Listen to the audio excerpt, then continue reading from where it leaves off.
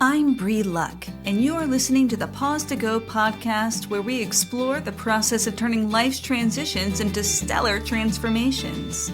You can expect interviews with experts, straight talk with remarkable humans, and conversations about making the most of every phase of life. Because when we approach life's stickiest spots with curiosity, support, and a little bit of inspiration, anything is possible. So whether you're on your way to work or settling in with your favorite beverage, together we can pause to go. As a solopreneur, I really like the flexibility to work from pretty much anywhere, so I'm happy to head down to Code-Based Co-working, where I can enjoy the company of others while I tackle my to-do list. Also, they have a state-of-the-art, consumer-friendly podcasting studio that is frankly my home away from home. So head over to Code-Based Co-working, check it out, and when you do, tell them that Bree sent you. So I had to take a break from the podcast last week because, as you can hear, my voice is a little funky. It's still a little funky. So today I'm going to take advantage of a really wonderful conversation I recorded with my friend Briana Villegas. Briana is a syncing coach. So this time we're really looking at how to use our hormonal cycles to help us make the most of our time. It's a really interesting conversation. I think you're going to love it. So a little more about Briana. We are in a coaching mastermind together. It's been wonderful to get to know her. She's super smart and just a lovely human. She's a cycle-syncing coach who was diagnosed with Premenstrual Dysphoric Disorder, also called PMDD. And when that happened, she applied her previous academic research training to find really actionable solutions for her problem. After experiencing the transformation of cycle living, she has committed to helping other women to learn how to harness their menstrual cycle so they can create a life they feel good living. She is truly on a mission to bring the conversation around periods out of the menstrual health space and into the day-to-day. Because when you align your life with your cycle, she says everything gets easier. I really loved this conversation with her. I immediately started talking about it with some of my clients who are trying to schedule some big conversations in their lives. And it's been interesting to just begin to have greater awareness about how our hormones affect our social functioning, our cognitive functioning, and our emotional well-being. Super, super interesting. Before I begin the conversation, though, I also want to tell you that in December, I will be offering 5 mini sessions. So those sessions will be 45 minutes long. I'll be offering 5 of them. You can email me or DM me on Instagram to sign up for one. They're free. And I really want them to help you manage something that's coming up, whether that's dealing with stress around holiday functioning, having a big speech to give for work, or if you're preparing a TED Talk, or anything where you really want to show up as your fullest self and you have a project or an event or a situation that you'd like to do a little work around. I'm really excited to take a few Fridays to do that. I look forward to meeting with you if that's something that you want to do. And if not, spread the word. Let somebody know. I'd really love to offer this in December as a gift to this community. So now that my voice is truly giving way, here is a conversation back when I had a little more vocal power with Briana Villegas. Do people just call you Bree? Or are we just a double Bree? Yeah. Yeah. I usually introduce myself as Briana, but yeah, all my close family and friends call me Bree. Me too.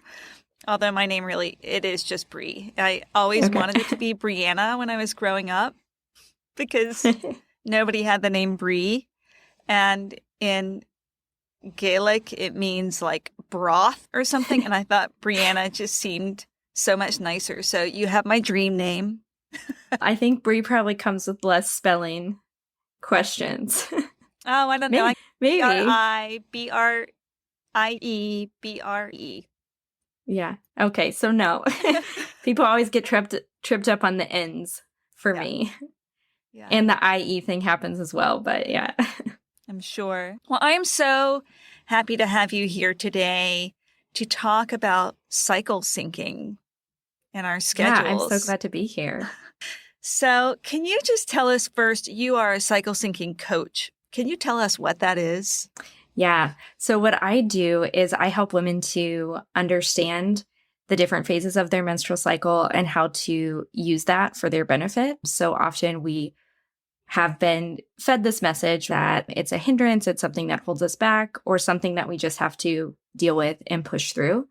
But in fact, it is such a core part of who we are physically. It's connected to so many other of our biological systems, but it's also affects the way that we show up in the world and the way that we communicate, the way that we work, our focus, motivation, energy levels, all of that is tied to our hormones. And so understanding that pattern and how to work with it is just such a game changer for women and menstruators.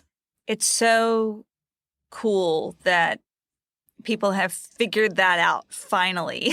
Because yes, I would imagine that this was not always an issue for women. For people with ovaries, I'll just say for people with ovaries, that there were certain different cultural standards, different ways of working historically that maybe naturally worked with women's schedules. But our current work week schedule doesn't seem designed for people with ovaries, for people with cycles. Yeah, exactly. It's not, but I would say that it is designed for people with cycles, just not a female cycle.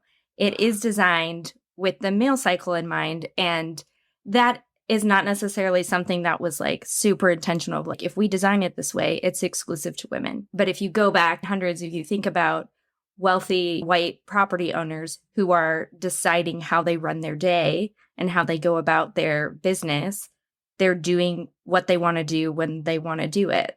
And so it would make sense that those patterns align with their ebb and flow of energy. So if we bring that into the modern workday, if you think about the expectations of how we work, where the idea is that your first few hours in the office are going to be your most productive and maybe up through lunch. And then after lunch, you want to have your meetings, you want happy hours, networking events. And then you come home at night and you chill and get ready to reset for the next day. That perfectly aligns with how male hormones work, where their testosterone is highest first thing in the morning. So they're primed for performance. They're primed to do their best in the gym. Their libido's high. They're most productive. But as they start entering into that lunchtime hour and late afternoon, that testosterone level is dipping and they're more sensitive to their estrogen, meaning that they are leaning more into that sort of social aspect and wanting to network and wanting to be more social. And so that gives rise to happy hour. And then think about that sort of typical pattern that we see where men go home and they want to grab a beer and watch the game. Maybe they want to play video games, or maybe it's yard work and they just want to do some solitary thing where they get to disengage for a little while and decompress. Because in those evening hours, their hormones are at their very lowest. And granted, in the modern work week, that isn't always honored either. And that's where we see burnout for men and women alike, because they're also pushing their level of productivity or trying to work longer hours more consistently. And so that's also detrimental to them. But the disparity between men and women in terms of how the rates of burnout, I think a big contributor to that is that men are still on this 24-hour reset in their hormones, whereas women have this 28-ish day hormone pattern. So men are working on a 24, or people who do not have ovaries are working on the male, we can say like the male hormone pattern, right. The XY hormone pattern. Hormone pattern is a 24-hour cycle. Is that pretty consistently a 24-hour cycle? Yes.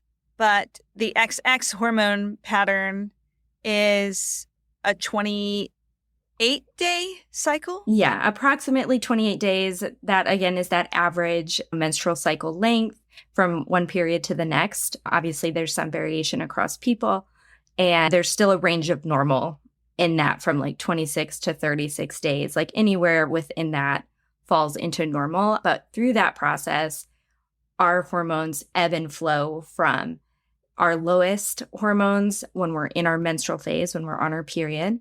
And that makes sense, right? That's when we're like, okay, I want less people. I want less demands on me and my time. You're most intuitive during that window. And so you're most clear on what my needs are and the boundaries I have set or need to set, and maybe how everyone around you is crossing them, which is where we can get into some of the stereotypes that often come with being on your period or PMSing, where there's just this, like, the edge isn't softened by our other hormones, which can make it really powerful.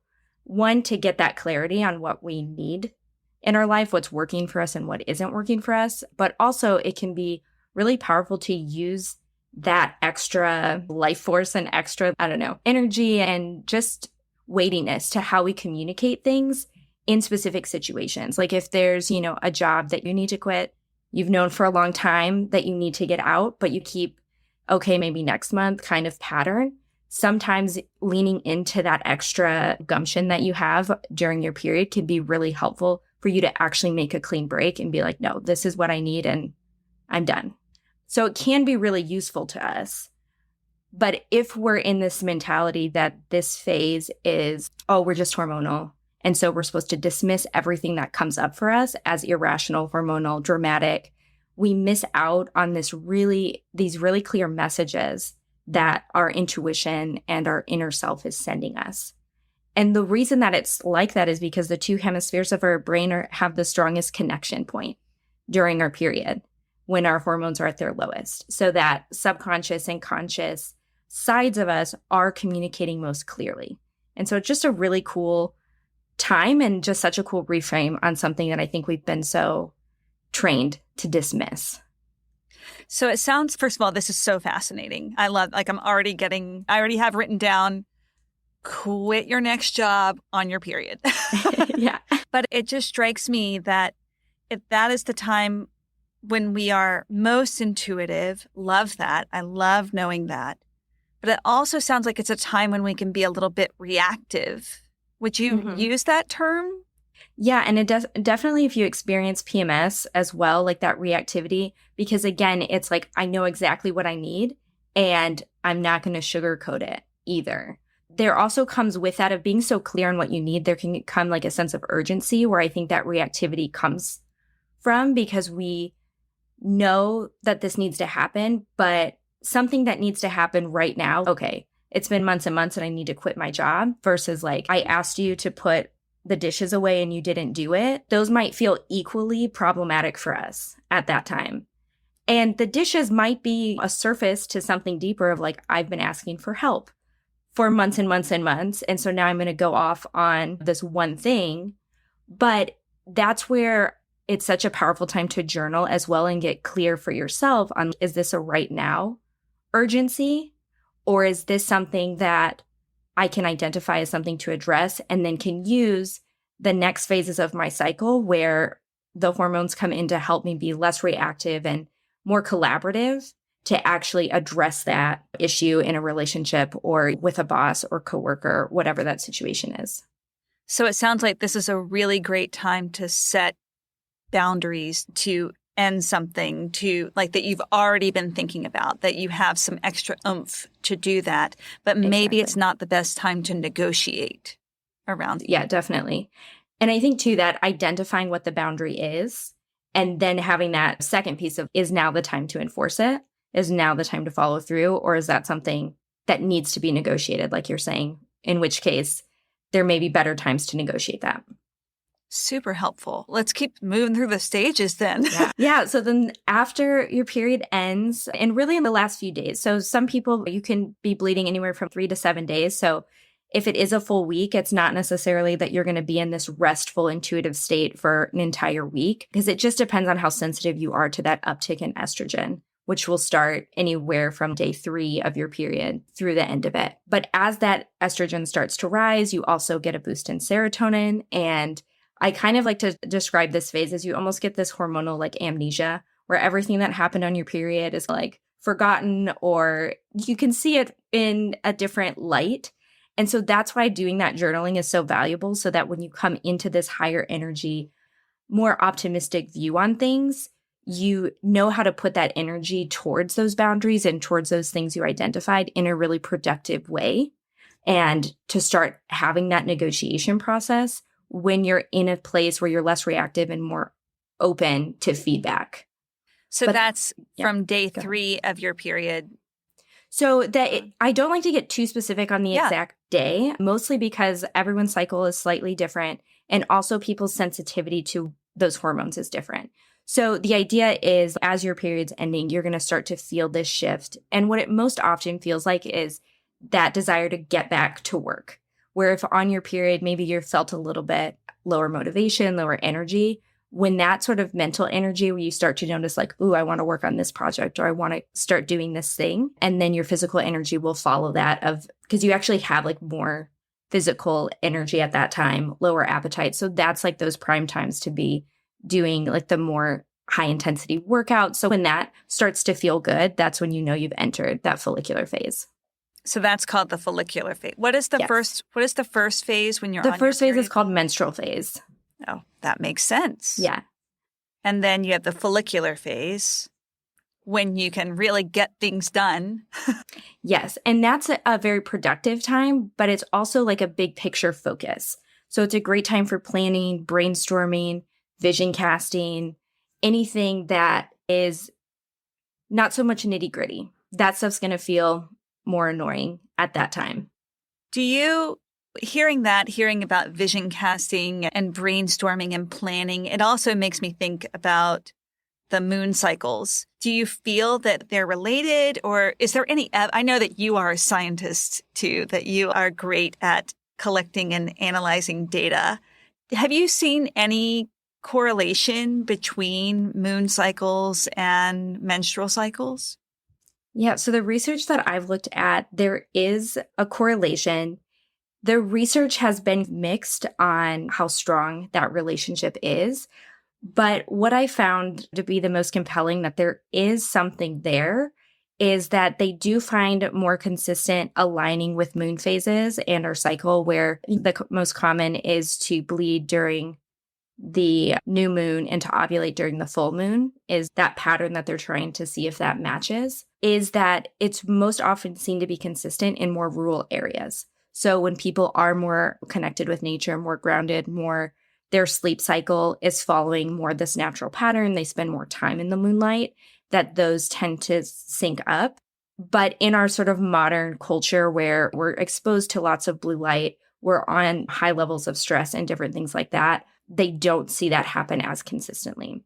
So I don't think it's something that needs to happen necessarily to be a healthy cycle, but at times it can be reflective of not having a healthy cycle. Like if your cycle has shortened, if it's become irregular, obviously it's not going to align with the moon in those cases either. And there's research with animals as well that like marine mammals, their cycle is synced with the moon. So there's definitely something there, but there's also various factors that can get you out of sync as well. I live in a rural area, and until recently, when my menstrual cycle has become a little more chaotic as I approach 50, I have had a pretty, well, by the moon rather than by the clock. I've had a by the moon menstrual cycle, exactly as you described, with menstruation beginning around the new moon and ovulation happening around the full moon. And I have relatively little comparatively light pollution in my area, and also have a house full of windows with no curtains. So there's a lot of moonlight that comes in. I'm exposed to it all night long. And similar, I'm sure, with the sun, with the more regular your circadian rhythm is as well, is also going to help with those, your sleep patterns, making sure you're getting enough sleep, and all of that is also beneficial. I think it's How do I want to say this? In coaching circles and in just sort of women's circles, there's a lot of woo talk around moon and what to do about the moon and what to do in different phases of the moon.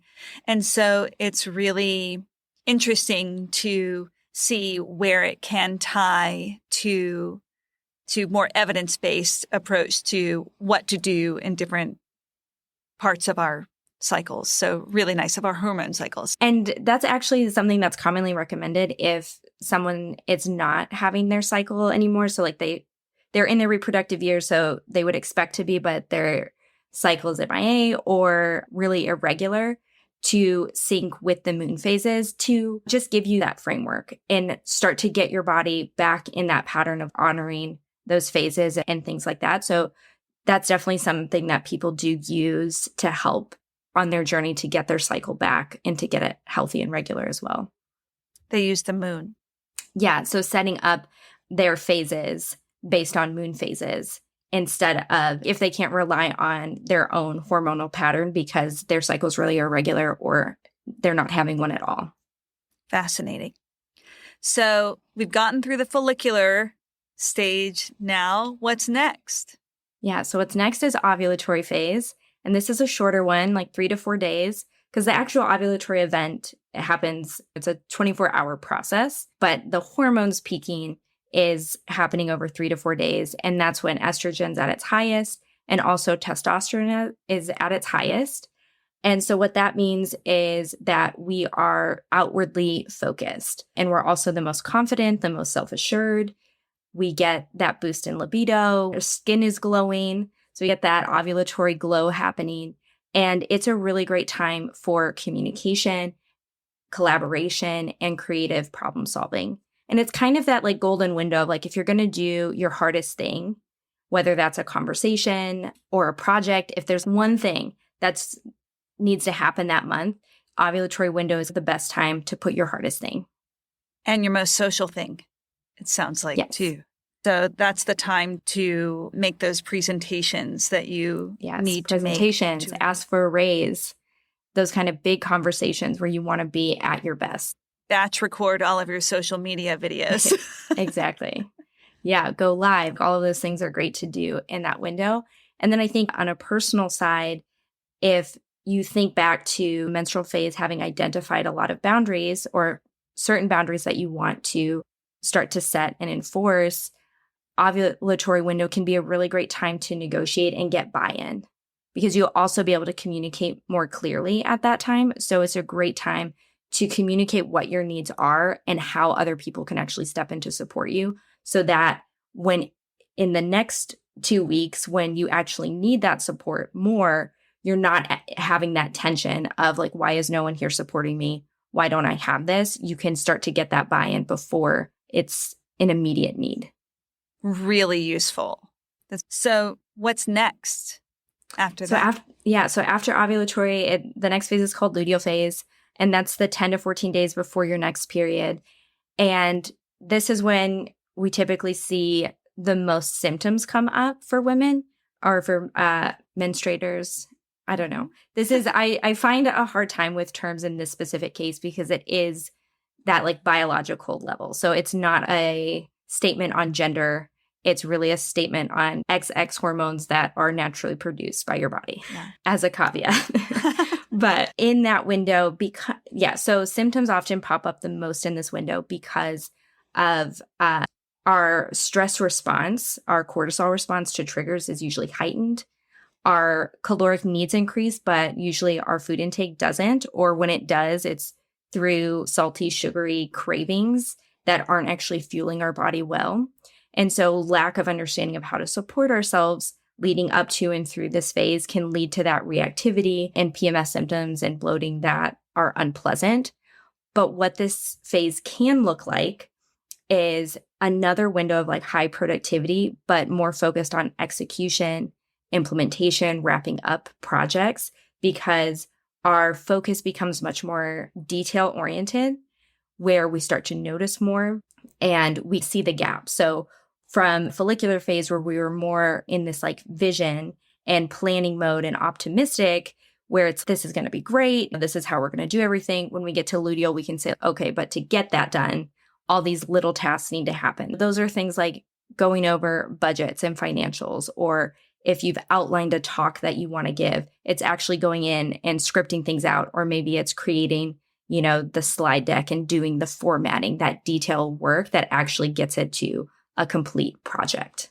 Thank you for reframing the luteal phase as something that has some positive elements, because I feel like so often we pathologize different stages of our hormonal journey.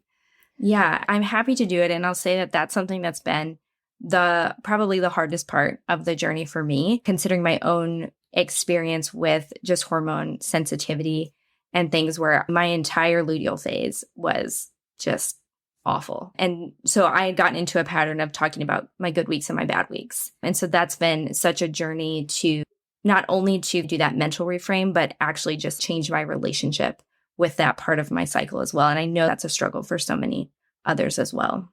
So I am thinking of a couple of things. Number one is I'm reflecting on how detail-oriented I get in the days before my cycle, and that sometimes that's how I can tell that my period is coming, because I start making lists about everything. It's my list-making time. But that also makes me think, as I'm really exploring this issue of time, so often when we are scheduling, we do it on a monthly basis, meaning like it's October 1st or November 1st. And so we are looking at the month ahead, the month of October, the month of November. But for people who have cycles, it might be helpful to do some of the reflecting and planning that we typically do at the end of a calendar month around the time of our hormone. What do we call this? Yeah, during that menstrual phase, during the period when hormones are at their lowest. And that's really like the end of that reproductive process, if you can think about it that way as well. That throughout the month, your body's trying to ovulate in preparation for pregnancy, and then that either results in a pregnancy or a period. So that is that sort of end of that process before it resets. Super cool. Super cool. I love that. So helpful. What are some strategies? You've given us a lot of really great information about each cycle, and you've told us like what our strengths are in each phase of the cycle too. What are some strategies that we can implement this month to use our cycles more effectively? Yeah, so I think the first thing to do is to start tracking your cycle from this bigger perspective. So not just when your period's coming, and not just symptoms of like pain, bloating, mood swings, but have this like bigger picture of what your patterns could be in terms of your energy levels, your motivation, what you want to do. So, do you want to do that planning task versus making the list and getting really detailed? And it's really recognizing that pattern for yourself. But I think the first thing that you can do, and where everyone can start, is with the menstrual phase, because that's the one that's going to be the most easy to identify. And like I said, if you don't have a period right now and you want to set that up based on the moon phase, so you want to do that at the new moon, that's one option. And taking that time to journal and identify, like, do you want this next month to look like? And that really is that starting point to help you then kick off, like, how do you set yourself up to set that boundary or to take on that task that's not working for you? And then who do you need to have conversations with so that that could be done successfully, right? And that would be around that ovulatory time, or like end of follicular, to have those conversations. And then the execution that comes in luteal, where then it just naturally leads into this reflection again of, okay, how did that go last month? What do I want to change or continue moving forward? And I think another helpful strategy that I think is really helpful in careers is, again, linking menstrual phase and ovulatory phase are really beneficial. So if you know that in menstrual phase, you've asked yourself these big questions about, how are things going in my job? Where am I lacking clarity in my role? What do I want to learn this quarter? What do I need to know from my manager or my boss? And then the next time that your sort of monthly review or whatever comes up with your boss, reschedule one so that it's landing in that ovulatory phase, so that you're at that place where you can be the most clear in your communication, most confident, and least reactive to feedback. And if you reschedule that one meeting, like that will just keep resetting so that each month you're having that important conversation at that optimal time to do it, so that you can continue to move forward and have productive conversations in your career as well.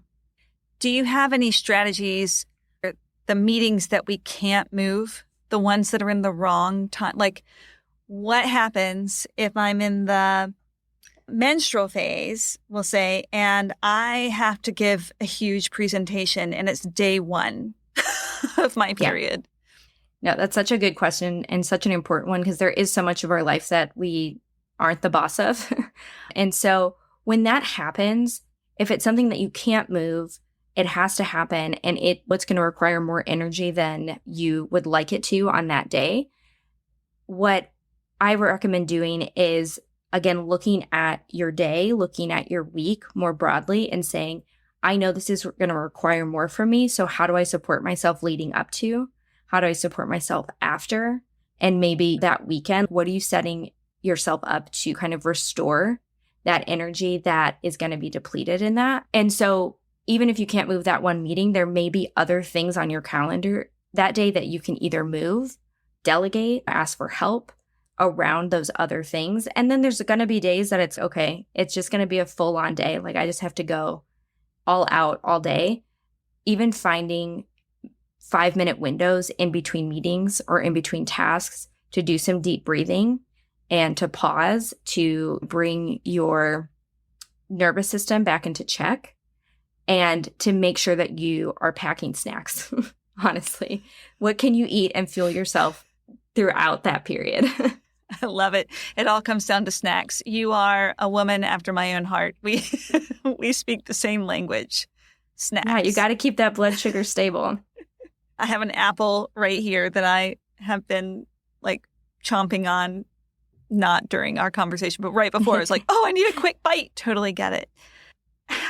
Here's another question for you, because there's still so much, even now, like you just went through all the phases of the menstrual cycle, and I didn't know the names of all the phases. I took that health class in junior high, but I didn't know all the phases. And I suspect that part of that is because there's still such sort of cultural shame around talking about the menstrual cycle. Do you have any strategies for helping people feel more comfortable getting to know their menstrual cycle, talking about it with other people, having it be a more integrated part of their life? Yeah, that's a great question. And it really is a big part of the work I do, because like on the surface, it's let's make your calendar work for you. But when you actually get to that point of pushing a meeting because it's not optimal for you that day, or asking for a PTO day because you know that it's going to be the worst day of cramps and you're just not going to be effective. When it actually gets down to having those conversations and doing that with other people, that's where that resistance comes up for sure. And so much of it is starting with yourself, because you can't change this in society and you can't make other people see it positively if you can't see it positively. And the beauty of that is that's something that you can control. You can do that work to change the relationship with your body. And once you do, talking about it, it just changes. And of course I would mention this. And it no longer feels weird to be like, for example, I got a text from my sister-in-law last month to go rock climbing with her and a couple friends. And I looked at my calendar and I was like, that sounds super fun. I want to come next time, but it's going to be day 2 of my period. And that's my worst kind of cramp day. So I'm like, I can't come that day. But I told her that was why. And just like getting into that practice of calling it out and normalizing it, because this often happens because there's so much stigma that often women don't really talk to each other that explicitly about it. And when they do, it's usually in this like menstrual phase, oh, we have permission to be bitchy right now. And there's a freedom in that, because it's like the one time you don't feel like you're trying to control your image and how you're presenting. But it is trying to work on how you talk about it, how you feel about it, so that even in those conversations with girlfriends, you can start to shift that narrative that it's not all negative, that there aren't these good weeks and bad weeks, that each of these weeks bring something to the table. Because if you're in high energy follicular mode all month long, not only is that not sustainable energetically, but you can also get into a pattern where you're putting all of this energy towards something that's not going anywhere, that's not serving you. So I think about in our career, so often we try to stay in that high energy mode where we're going to just keep pushing for the next promotion, the next thing. And then you wake up in your mid-30s, your 40s, and you're like, I don't like my job. But if we build in this practice of pausing and asking those questions monthly of, is this still the job that I want? Do I have the support I need to be successful here? Those little shifts to either asking for more support, asking for learning opportunities, or making a career transition feel so much more subtle and less like disruptive, like you did just wake up one day and change your whole life. And it also allows you to bring people into the process so that it isn't just blowing up your life and others, but it really is this collaborative and and it's a collaborative process and one that's done in community as well. It's so powerful to think of taking the time to pause and reflect. The name of this podcast is Pause to Go, right? Yes. Of course, you're like getting me right in my heart space there.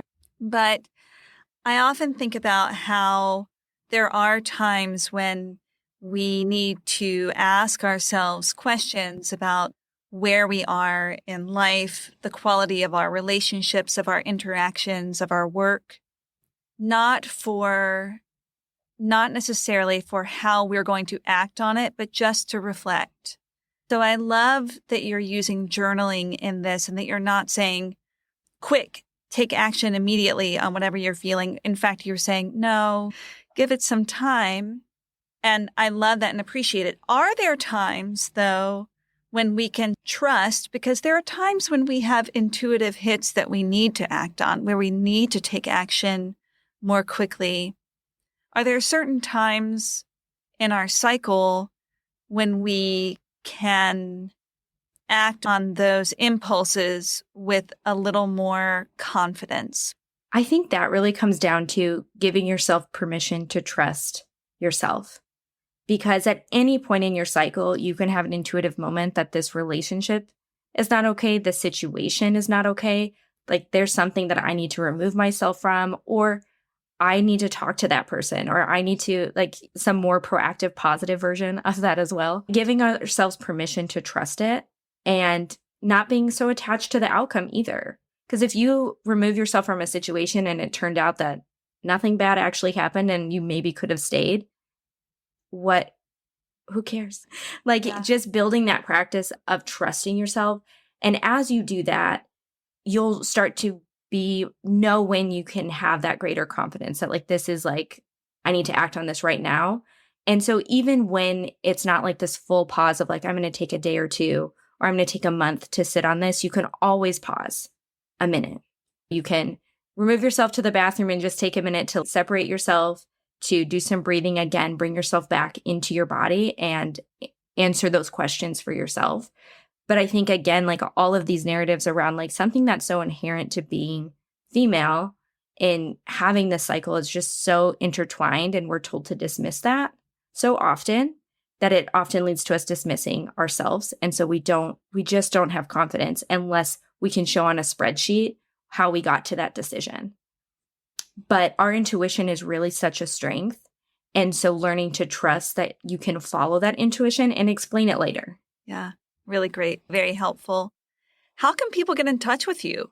How can they work with you? Yeah, you can find me on Instagram at Briana Villegas Coaching. I'd love for you to DM me. Let me know that you listened to the episode. I'd love to connect. And then anyone who's like, I want to go deeper, I have more personalized questions, I do offer a free consult for potential clients. And even if it's just like, I need some advice in some direction, because I'm also happy to direct people to other better resources. Because when you get into this hormone conversation, it could go a lot of different ways in terms of what support is needed in that moment. So I'm also happy to guide people in their journey. Fantastic. Thank you for all of the wealth of information that you've given us today. I think you also have a free offering too for people who are interested in doing a little bit more. Yes, right? Absolutely. Yeah. So I've shared the link with Bree, and what that is a menstrual cycle tracking guide. And it's going to help you kind of that 101 of how to figure out what the 4 phases are for you based on your cycle length, how to figure out how long each window is so that you can start planning for it. And I also have included in there a mood tracker. So if you don't want to print that out, you definitely don't have to, but I think it's still really helpful to see types of things that you can be looking for patterns in that aren't symptoms, that aren't pathological, but like how does your energy shift? How does your appetite shift? Those other factors. And just to realize how this pattern is showing up for you already. Because I like to tell people, like, you're already living cyclically. It's already happening. And this is just about helping you make that shift so that it's working for you as well. Fantastic. People can print it out and then track things on paper. Yes. And I think that's really important. Thank you for offering something that people can print out on paper. I know that the young menstruators in my life have been really concerned about all of their tracking devices being online and worried about privacy issues. So great to have something that they can print up. It's theirs. They can keep it in a private place. They can burn it if they want. They can do whatever they want to do. Exactly. but really helpful. So thank you for that. Briana, thank you for bringing this knowledge to this community. I took a lot of notes, and I'm definitely going to plan my next cycle of interactions and activity with some of these things in mind. So thank you. So good. I'm so glad, and I'd love to hear how it goes. Okay, I will let you know. Here are my key takeaways from this conversation with Briana Villegas. While the male hormone pattern and the standard workday is based on a 24-hour cycle, people who menstruate have hormonal shifts over a 28-ish day cycle and can make lifestyle changes to support our strengths in the menstrual, follicular, ovulatory, and luteal stages. The menstrual phase is not great for negotiating, but can be an opportune time for taking action on something that you've been considering for a while, like making a clean break from a relationship or a job. The follicular phase is a productive time that is great for big picture planning. The ovulatory phase is a time of outward focus. It's optimal for communication, collaboration, and creative problem solving. And the luteal phase is perfect for more detail-oriented work, like all those little tasks you've been putting off. If you find yourself thinking of your weeks as good weeks and bad weeks, it may be helpful to keep in mind the strengths of each phase of our cycles. Let's work together to stop pathologizing or minimizing the impact of our hormone cycles on our lives. Thank you so much for listening to the Pause to Go podcast. If you got something out of this episode, let us know. Share it with a friend, join our Facebook group, and subscribe, rate, and review on Apple Podcasts if you loved it. If not, no worries. We want you to tell it like it is, and we'd love to have your input. If you want to know more about what I'm up to, you can follow me on Instagram at TheLovelyUnbecoming or at my website, TheLovelyUnbecoming.com. Stay curious, y'all.